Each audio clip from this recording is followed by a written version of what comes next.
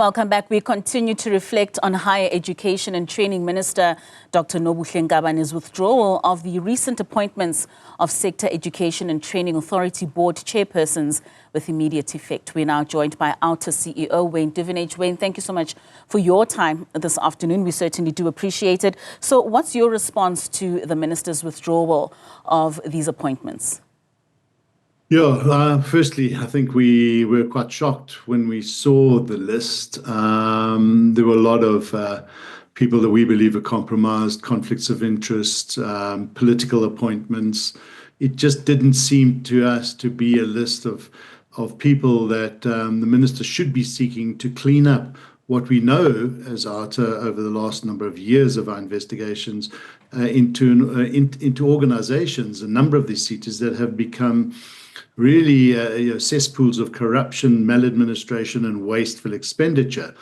And we need to have a really good clean out. And so we welcome this decision to reset those nominations or the names for the board chairpersons, because that wasn't going down well. And we could see the furor that erupted both in politics, in the political space, as well as in civil society. So it's good that the minister has been able to make this decision. The question now is what are and who are the people that we find, that she finds to put on this board. So we just spoke to MK Party's Ngobi Msezane, and they described this as parasitic patronage. For many years, Outa has also, like you've mentioned, spoken out about some of these cadre deployments that we've seen from time to time. How deep-rooted is this political patronage? Yes, it's very deep-rooted, especially when you see this type of list coming out. One would have thought that the ANC would have been a little bit more circumspect and withdrawn itself from this. This was a big question that came out in the State Capture Commission inquiries. And yes, while I don't think you ever escape the appointment or the appointment of people by political parties. It happens everywhere. What you want to see is clear indication that this is not manipulated to suit political appointees, previous political appointees, connected cronies, and so forth. And that wasn't coming through here. So it didn't send a good message for the ANC. And this, these boards are overdue now. These board appointments should have taken place already. So it does set the whole clock back. It does interfere with good governance, with processes that should have taken place a long time ago. And clearly for us, this was a case of political interference, people in other positions that I think were interfering. I've got a feeling that the minister was not really happy with what was happening here. Of course, she probably inherited it or was put under a lot of pressure. But I'm glad that this has turned around now. So let's hope she can really fix it. I mean, you speak about this not sending a good message and it interfering with good governance. Of course, it does have an impact on public perception. How much of an impact does it have on institutional performance? Well, it has quite a bit, internally, those institutions and organizations that are waiting for their new boards to come in and give them clarity and oversight are in limbo, so to speak, in some respects. So it's not good. It's not good for any organization to have to go through this. But hopefully it gets cleared up very quickly. What's so important, because these boards now have to appoint the new CEOs or the accounting authorities and the CFOs of these SETAs. Their positions come to an end shortly, and the new boards have to appoint the new people. And a number of those SETAs, by the way, whose accounting authorities have been extremely remiss in oversight and spending money wisely and properly and prudently, with Auditor General qualified audit findings and so forth. So this clean out, just for your and our sake, there's a lot of money, 25 billion rand a year roughly, going to these SETAs.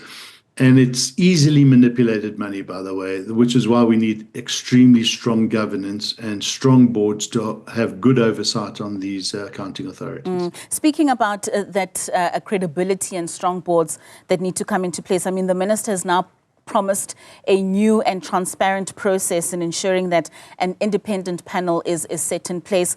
Coming from a civil society perspective and just accountability point of view, what measures would you like to see to ensure that this process is credible? Well, firstly, transparency. I mean, this list just appeared out of nowhere. Nobody knew how it was drafted and how they arrived at these names. So what we would like to see is a list of all the nominations. And what would be good is if the minister could solicit through, and while she doesn't have to, solicit through some sort of polling process and campaign to get the views and input of civil society, even if it is limited, leading civil society organizations that can share some insights, that can share some concerns about nominees, obviously confidentially. So yeah, we would like to also see that she is going to be appointing people from business, from academia, from civil society, stay as far away that she can from political appointees, people who have been filling political positions in the past. Just steer away from that, Minister. We need people who are going to really be strong and help you clean up these seaters. And you're not going to do it if you have political people appointed, because the backrooms of the political corridors, there's just so much happening in these appointments where so much money is able to be siphoned off and stolen from you and I, the public. We need to have extremely strong governance. I can't say that more. I mean, speaking about this scrutiny, we saw the EFF MP, Sihle Lonzi, being put out of parliament during that heated exchange. Does this give a broader reflection of a resistance to the scrutiny, especially within government structures?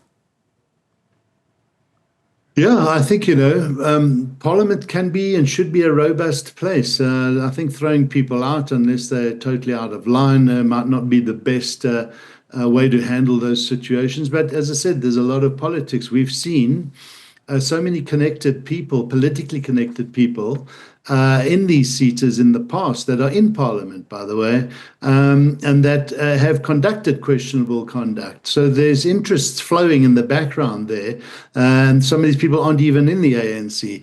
And so you can see these political dynamics playing out in these portfolio committee meetings. And they're going to play out more and more in others as it gets more and more heated while we as civil society and Parliament starts to try and grapple with and deal with corruption and the maladministration and the lack of transparency.